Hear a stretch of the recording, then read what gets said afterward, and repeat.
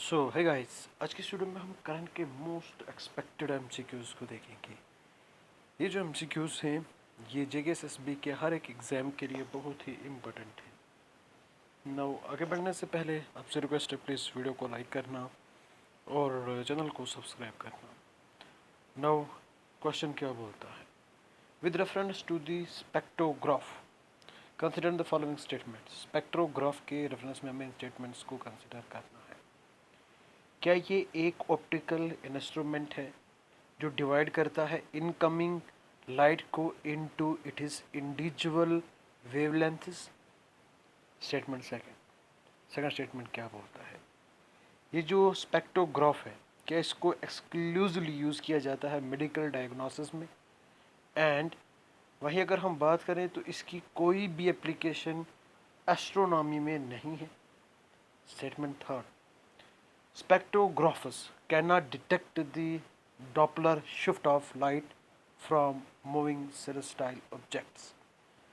तो इसका सही आंसर क्या हो सकता है? All three statements are correct. There are two correct statements including statement 1. There is only one correct statement. There is no correct statement. इसका सही आंसर क्या हो सकता है? इसका सही आंसर जो है वो ऑप्शन सी है, यानी कि यहाँ पे ओनली एक करेक्ट स्टेटमेंट है। वो कौन सा है? फर्स्ट वाला। एक्सप्लेनेशन की अगर हम बात करें तो ये एक ऑप्टिकल इंस्ट्रूमेंट है जो डिवाइड करता है इनकमिंग लाइट को into it is individual wavelengths, ठीक है। एंड इसके साथ साथ ये रिकॉर्ड करता है रिजल्ट्स इन अ स्पेक्ट्रम, ठीक है, तो जिसको हम यूज़ करते हैं एज अ डिटेक्टर। आई बात समझ में? नाउ इस वजह से जो हमारा स्टेटमेंट 1 है ये करेक्ट है। स्टेटमेंट 2 इनकरेक्ट क्यों है? ये जो स्पेक्ट्रोग्राफ है इसकी सेवरल एप्लीकेशन से एस्ट्रोनॉमी में इनको यूज़ किया जाता है to analyse the light from stars and galaxies in order to determine their chemical composition, temperature, velocity और बाकी कैरेक्टर्स, ठीक। इस वजह से स्टेटमेंट 2 इज़ नॉट करेक्ट। वहीं स्टेटमेंट थर्ड भी यहाँ पे करेक्ट नहीं है। जो स्पेक्ट्रोग्राफ है ये डिटेक्ट कर सकता है किसको? वेवलेंथ्स ऑफ स्पेक्ट्रल लाइंस, इसमें डॉपलर इफेक्ट भी इंक्लूडेड है। इस वजह से हमारा स्टेटमेंट थर्ड भी करेक्ट नहीं है, ठीक है। और जो एस्ट्रोनॉमर्स हैं ये कैलकुलेट कर सकते हैं velocity of stars, galaxies, other celestial objects जो ट्रैवल करते हैं टुवर्ड्स या फिर away from earth. Now next question के बारे में बात करते हैं। Consider the following statement about the mass, atmosphere and volatile evolution. Short form में इसका जो नाम है वो क्या है? मवीन स्पेसक्राफ्ट जो स्टडी करता था रेड प्लैनेट्स एटमॉस्फेयर यानी कि मार्स के एटमॉस्फेयर को एंड हेल्पेड साइंटिस्ट्स ताकि वो अंडरस्टैंड कर सके कि मार्स का जो एटमॉस्फेयर है वो कैसे ट्रांसफ़र हुआ फ्रॉम वार्म, पहले क्या था? वार्म था, वेटर था, into cold and dry planet. Warm, waiter, यहाँ से कोल्ड ड्राई प्लैनेट में कैसे मार्स का जो एटमॉस्फेयर है वो ट्रांसफ़र हुआ, ठीक है। नासा ने ऑफिशियली ये बताया कि जो मिशन है वो एंड हो चुका है क्योंकि मवीन जो स्पेसक्राफ्ट है इसने जो कम्युनिकेशन था वो लॉस हो गया, ठीक है। तो कौन से स्टेटमेंट्स करेक्ट है? 1 only, 2 only, both, 1 and 2, नियदर 1 nor 2। तो इसका जो सही आंसर है वो ऑप्शन सी है, यानी कि बोथ 1 एंड 2, ठीक है। स्टेटमेंट 1 करेक्ट है, स्टेटमेंट 2 भी करेक्ट है, ठीक। मेवान स्पेसक्राफ्ट नासा ने ऑफिशियली इसको एंड कर दिया, ठीक है। एंड ये मार्स के जो एटमॉस्फेयर है उसकी स्टडी के लिए इसको भेजा गया है। इसका कंटैक्ट जो है वो लॉस हो गया इन लेट 2025। एंड अगर वही हम बात करें तो ये स्पेसक्राफ्ट है formally known as Mars atmosphere and volatile evolution. Mars के इर्द गिर्द ये ऑर्बिट करता था सिंस सितंबर 21 2014 2014 में इसको यहाँ पे लॉन्च किया। एक डिकेड्स के यानी कि 10 साल तक ये वहाँ पे स्टडी करता रहा। उसके बाद 2025 में जो इसका कंटैक्ट है वो लॉस हो गया एंड नासा ने ऑफिशियली इसको अब एंड कर दिया। ठीक है, स्टेटमेंट 1 भी करेक्ट है। ये मार्स के एटमॉस्फेयर को स्टडी करने के लिए भेजा। ठीक, नाउ नेक्स्ट क्वेश्चन क्या बोलता है?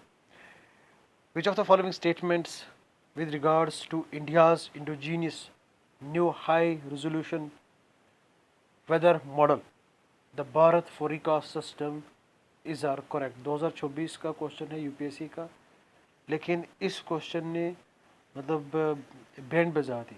सबको पता था कि पंचायत क्लस्टर लेवल पे यहाँ पे फोरिकास्ट को जनरेट करना है, लेकिन डेवलप ये आईआईटी दिल्ली ने किया है। यहाँ से सारे कंफ्यूज हो गए, मतलब इतना सा हम कुछ पढ़ते नहीं हैं, ये छोटी छोटी चीज़ें हम स्किप कर देते हैं, यार ये कहाँ से पूछा जाएगा। लेकिन इसी ने फिर मतलब सबकी ये मतलब क्या माइंड को जला दिया कि यार ऐसा क्वेश्चन भी पूछा जाएगा, एंड सब के सब ये इस क्वेश्चन को कुछ स्किप कर गए, कुछ का मेरे हिसाब से सबका गलत हो गया। ठीक है, इसका जो सही आंसर है वो ऑप्शन ए है, यानी कि ओनली वन। इसको आईआईटी पुणे ने यहाँ पे क्या किया, डेवलप किया। पहला वाला करेक्ट है।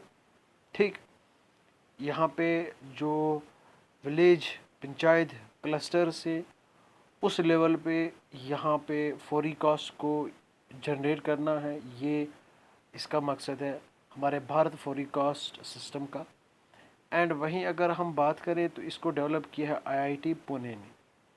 नाउ नेक्स्ट क्वेश्चन क्या बोलता है? जो यूज़ है न्यूज़पेपर्स का फूड को रैप करने के लिए, इसकी क्या क्या हेल्थ रिस्क्स है? यानी कि जब आप मसाला खाते हो, जब आप कुछ लेते हो समोसा वगैरह, पकोड़ा वगैरह, तो आपको रैप करके दिया जाता है। ठीक है, किसमें? न्यूज़पेपर में। लेकिन इसके हेल्थ रिस्क्स से, ठीक, आज आपको पता चली होगी कि न्यूज़पेपर जो हमें रैप करके देते हैं वो भी अनहेल्दी है। ठीक, स्टेटमेंट्स क्या बोलते हैं? क्रॉनिक एक्सपोजर लेड और बाकी हैवी मेटल्स, इस वजह से क्या होगा, ये टॉक्सिक से, ठीक है, ये अफेक्ट कर सकते हैं नर्वस सिस्टम को और किडनी फंक्शन को। ठीक है, सॉल्वेंट्स डाइज जो कि प्रिंटिंग इंक में यूज़ की जाती है, क्या इनमें पोटेंशियल है कार्सोजेनिक, यानी कि ये कार्सोजीन से, कार्सोजीन पोटेंशियल है इसमें, और एंडोक्राइन डिस्ट्रप्टर्स का पोटेंशियल है इसमें। न्यूज़पेपर ये डिजीज़ काजिंग माइक्रोब्स को कैरी करते हैं due to repeated handling and exposure to unhygiene conditions. तो कौन से स्टेटमेंट्स करेक्ट है? यहाँ पे दो करेक्ट स्टेटमेंट्स हैं, इसमें स्टेटमेंट 2 भी इंक्लूडेड है। यहाँ पे दो स्टेटमेंट्स करेक्ट हैं, इसमें 1 एंड 3 भी इंक्लूडेड है। यहाँ पे एक ही स्टेटमेंट करेक्ट है, यहाँ पे फिर सब स्टेटमेंट करेक्ट है। यूपीएससी की पैटर्न है, ठीक है, यूपीएससी की पैटर्न है, और आप इसको फॉलो करो, क्या पता है जेकेएसएसबी ऐसी पैटर्न में डाल दे। तो न्यूज़पेपर्स ये डिजीज़ काजिंग माइक्रोब्स को कैरी करते हैं ड्यू टू रिपीटेड हैंडलिंग, यानी कि एक बंदे ने पढ़ा, फिर दूसरे को दे दिया, तीसरे को दे दिया, रिपीटेड हैंडलिंग होती रहती है अनहाइजीनिक कंडीशंस में। तो ये माइक्रोब्स को डिजीज़ कैरिंग माइक्रोब्स को ये मतलब कैरी कर सकते हैं। ठीक है, न्यूज़पेपर इंक, इसमें कम्प्लेक्स मिक्सचर्स है, solvents, pigments, benders, additives, printing inks जो हैं इनमें हैवी मेटल्स होते हैं, लेड है, क्रोमियम है, कैडमियम है। तो इस वजह से ये मतलब टॉक्सिक चीज़ें बन जाती हैं। ठीक है, मिनरल ऑयल्स और भी बाकी सिंथेटिक डाइज यहाँ पे पाई जाती हैं। ठीक है, डेंजर तब इंक्रीज होता है जब न्यूज़पेपर जो है वो हॉट एंड ऑयली फूड के कांटेक्ट में आता है, जैसे कि वड़ा पाव है, समोसा है, पकौड़ा वगैरह, फ्राइड स्नैक्स। जब हॉट ऑयली या मॉइस्ट फूड कांटेक्ट में आता है न्यूज़पेपर के, तो हीट एंड लिपिड्स ये एक्ट करते हैं एज अ सॉल्वेंट, फैसिलिटेट करते हैं केमिकल्स की माइग्रेशन को from ink into the food. Ink से जो केमिकल है वो माइग्रेट होती है फूड में, ये जो प्रोसेस है इसको हम कहते हैं केमिकल माइग्रेशन।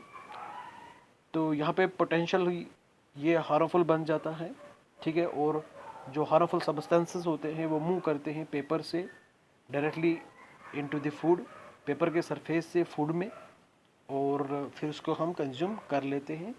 इस वजह से बहुत सारी डिजीज़ होने का ख़तरा होता है, किडनी फेल हो सकती है, नर्वस सिस्टम डैमेज हो सकता है, ठीक है। क्रॉनिक एक्सपोजर लेड और हैवी मेटल्स से क्या हो सकता है, सिस्टमेटिक टॉक्सिसिटी बढ़ सकती है, ठीक है। नर्वस सिस्टम, किडनी फंक्शन ये डिसरप्ट हो सकती हैं, ठीक है। आई बात समझ में ना? इस वजह से यहाँ पे हमारा स्टेटमेंट 1 और 2 करेक्ट आंसर है, ठीक। तो प्रिंटिंग इंक्स, इनमें मतलब पोटेंशियल है कार्सिनोजीन्स एंड एंडोक्राइन डिसरप्टर्स, ये पोटेंशियल है इसमें। नो नेक्स्ट क्वेश्चन, मेटफॉर्मिन ये एक मोस्ट कॉमन मेडिकेशन है। तो फर्स्ट ट्रीटमेंट प्रिस्क्राइब्ड फॉर, किसके लिए पहला ट्रीटमेंट प्रिस्क्राइब किया गया है? टाइप 2 डायबिटीज़ के लिए, गेस्टेशनल डायबिटीज़ के लिए, थायराइड डिसऑर्डर के लिए, या फिर हाई कोलेस्ट्रॉल के लिए। तो ये एक मोस्ट मेडिकेशन है, फर्स्ट ट्रीटमेंट प्रिस्क्राइब किया following a type 2 diabetes diagnosis. जैसे ही टाइप 2 डायबिटीज़ को डायग्नोस किया, और उसके बाद पहले मेटफॉर्मिन जो है ये ट्रीटमेंट प्रिस्क्राइब किया डॉक्टर ने। इसकी वजह से ऑप्शन ए हमारा करेक्ट आंसर है। आई होप आपको ये एमसीक्यूज़ बेनिफिट देंगे एंड और मज़ा भी आया होगा, कुछ नया जानने को मिला। प्लीज़ वीडियो को लाइक करना एंड चैनल को सब्सक्राइब करना यार, तहे दिल से चैनल को सब्सक्राइब करना, मैं बहुत ही नीडेड हूँ, ठीक है। एज़ पर मुझे हेल्प करना, ठीक है। Thank you and bye bye.